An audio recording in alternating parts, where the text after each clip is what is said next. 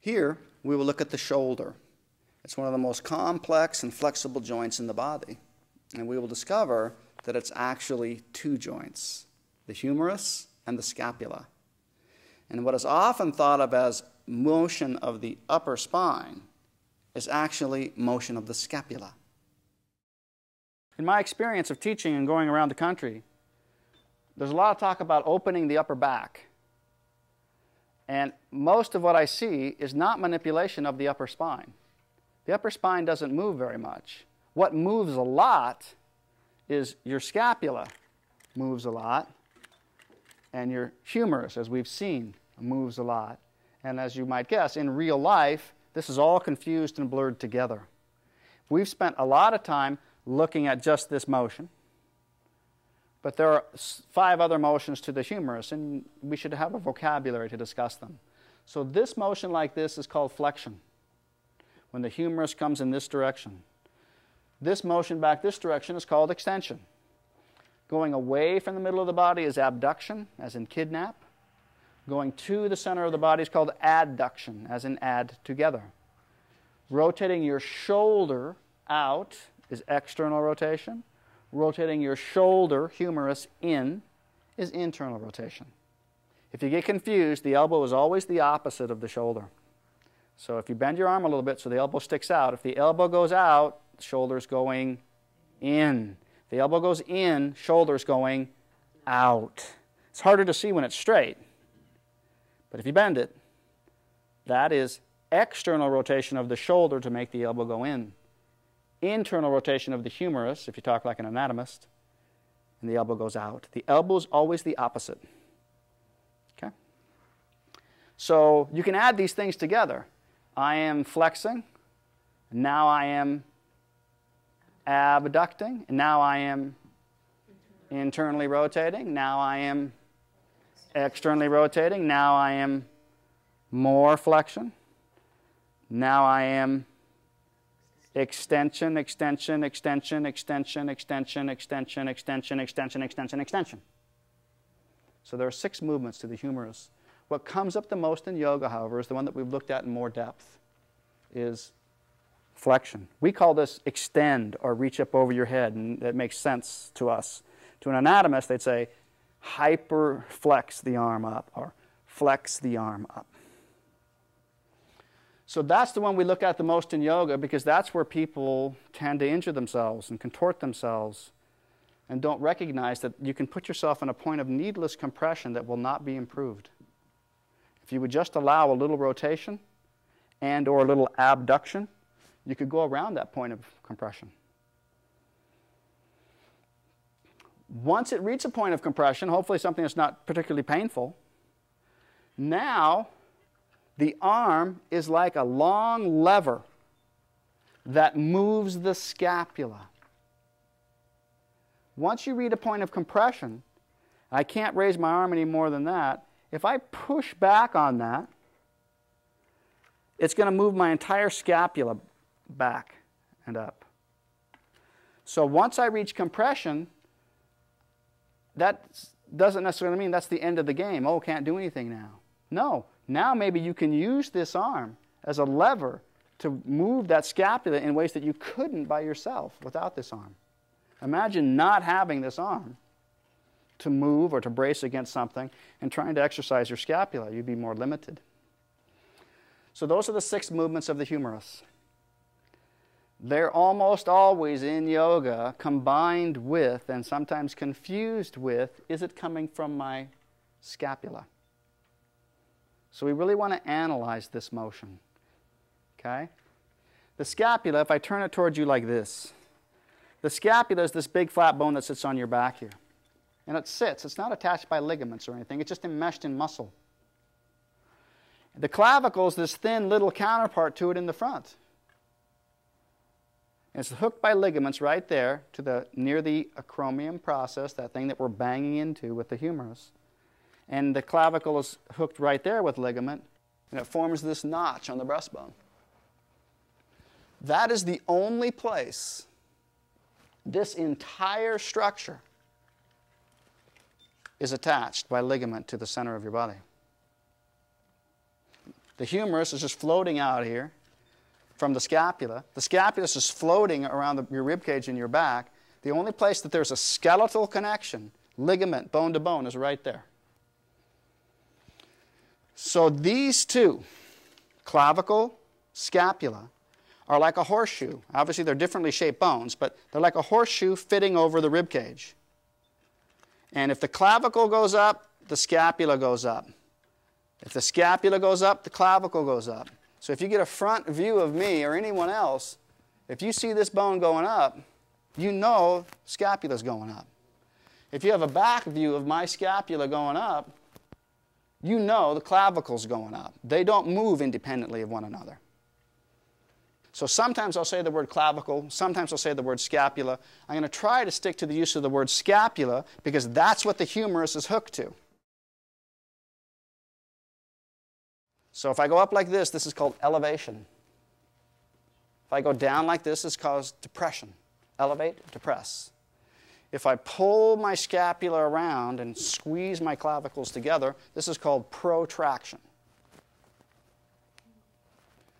If I pull my scapula back and squeeze them towards the spine, this is called retraction. Protraction, retraction.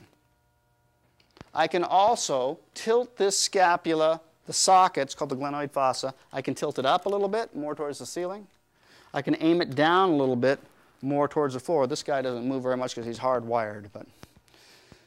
So I can, if you bring your arm up like this, everyone comes out to here, please. This is called what? Abduction. Now, if you don't raise your clavicle, scapula up, that's as far as you can go, and that's limited by compression or tension. Compression, right? So from here up is entirely movement of the scapula. Where the compression occurs doesn't change just because you're raising your arm up. That hits right there. And if I didn't move my clavicle and scapula and elevate it and tilt it, I'd never get my arm to my ear in this orientation. This is humerus. Bang. Hits the acromion. Bang. Everyone's different here, but everyone eventually hits. Now, how do I get from here to here?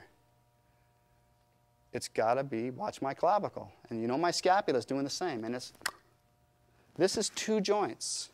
1, 2. 1, humerus. 2, clavicle, scapula. We've seen that different people can bring this flexion to a different point. Okay, how high up can it go? We've seen that already. How far back can I bring that? What I want to show you is, if Amy turns this way, what kind of abduction? This is flexion. What kind of abduction does Amy have? Most people can't do this. Most people, if I really twist her down a lot, incredibly aggressively, she hits right there. If I let her twist just ever so slightly, so the head of the humerus moves just ever so slightly, she doesn't raise up her clavicle or her scapula at all. Most people can't do that. Most people, it's like it's up, I hit compression, and now I lift my scapula into my neck to make it happen. Amy, down, up. Contrasting myself with Amy, abduction. I'll twist a little bit like I did her. Doesn't make that much difference. How am I going to get that to here? I held her down here. For me, I got to bring this into my ear and my neck to get to here. Amy, right here. You can't do that on me. I'm going to pinch your hand off. Amy, I put my whole hand there, covering the clavicle and scapula.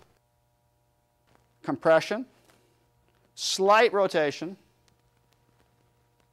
There's nothing pinching my hand off because it's all coming from the humerus. So if Amy brings her arm to her head and brings her other arm to her head in any pose, whether it's just breathing or sun salutation or the wheel or the bridge or the dog, and I bring my arms close to my head, we're not doing it with the same joints. She at least has the option to do it entirely with the humerus. I don't. She might choose, because of stability of the joint, weight bearing, whatever, she might choose to involve her scapula. I'm lifting her up to involve her scapula. This is me. I have to do this. Amy could keep that down and do that. I must do that. I do not have an option from here to do anything else. I got to pinch myself here to bring my arms close to my ears. If I flex this humerus up and I get my point of compression, no matter where it is, whether it's here or way up here, now this humerus can be used to tilt the scapula backwards, pulling the clavicle into your neck, but it tilts it backwards. The backward tilt of the scapula, I think, is the seventh motion. And how much you can do that is intimately related to how wide and broad is your chest and how long is your clavicle. You'd get this tilted back movement in an aggressive dog, downward dog, an aggressive wheel. The thoracic spine, anything with a rib on it is thoracic. If it doesn't have a rib down here, it's lumbar. If it doesn't have a rib up here, it's cervical. Anything with a rib on it is thoracic. The thoracic spine doesn't move very much. These spinous processes overlap one another like a fish scale, and they're all tied together in the front with this huge barrel of cartilage. There's just not a lot of possibility for that movement to occur. What little bit it does move feels really good. You go, and you crack a rib a little bit, and you go, oh, that feels good. But most of this, and someone says, I'm opening my upper back. I'm not doing anything in my upper back yet. I am retracting my scapula. Now all my muscles are bunching up back here, and the scapula are being locked in against my spine. And I do this. That's scapular retraction.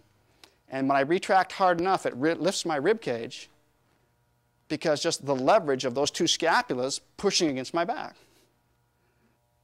But how much does this bend? Hardly at all. Look at anybody, any contortionist, any yogi who has great back bends and you really admire them. See how much they bend from here to here. It's straight as a board. Some people have more movement than others, just like anything else in life, but even they don't have much. Look at any picture of any back bend. The back bend comes from the lumbar spine and the humerus scapular movement, and good hip extension, which we're going to get to later. This is how we saw Ivy before. She was on her hands and knees, and I was showing you how much she can bend before compression occurs. Right? That's what I was demonstrating. Wow, look at that bend. Okay? Now what I'd like her to do is flip over on her back, lay down, and just push up into a bridge. She's got a great bend here, which is why her chest is nearly vertical. Now, she's also got hip extension, but we're going to talk about that later. But just right now, she has a great bend here, which is why if I keep her from sliding on this floor and pull on her, I'm bending into her lumbar spine, which makes her chest even more vertical. Make sense? Down. And you may not remember this. We've seen Ivy's shoulders before. So when she goes up to do a wheel, a more complete back bend, you're going to see that most of it is scapular humerus movement, which is not to belittle it, but just to demonstrate to you. It's like, look, she doesn't get that much movement out of her thoracic spine. It's her arms and shoulders. And now we're about to engage her humerus and the seventh movement of the scapula. Presses up.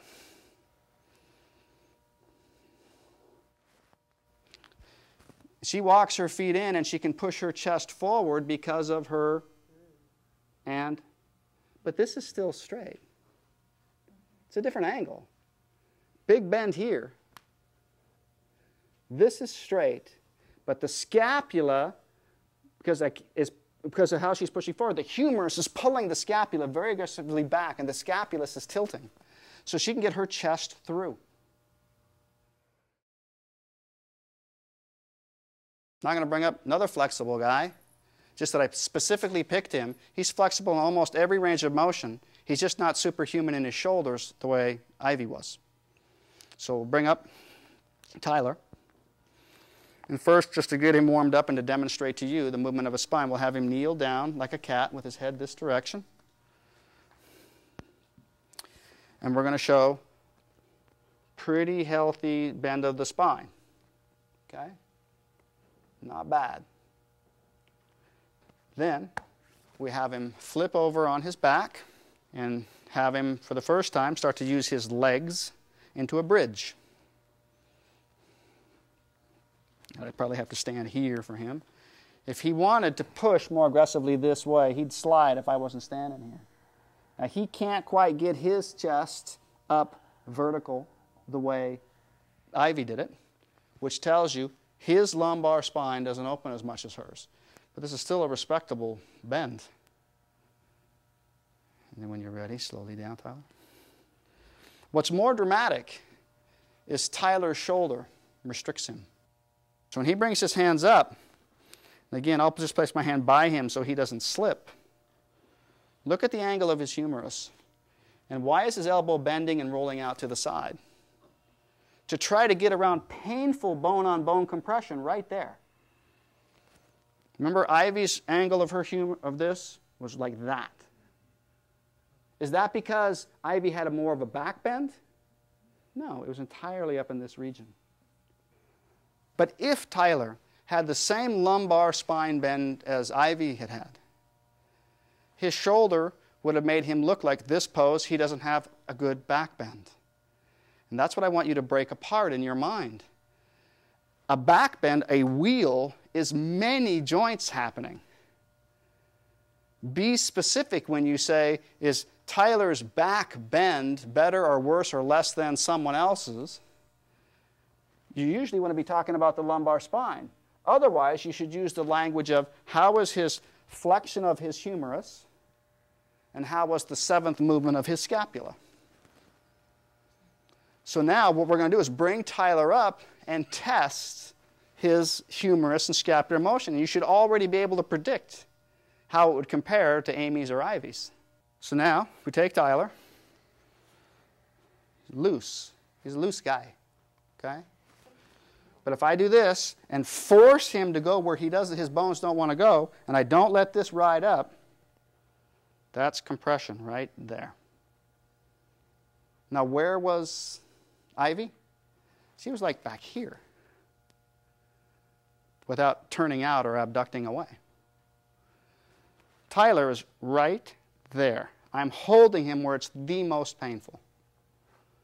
So look at the angle of the humerus to the head. So when he pushed up into the wheel and was trying to push his chest through, why did he bend his elbow and flare it to the side? To avoid that painful bony compression. And he still has compression here.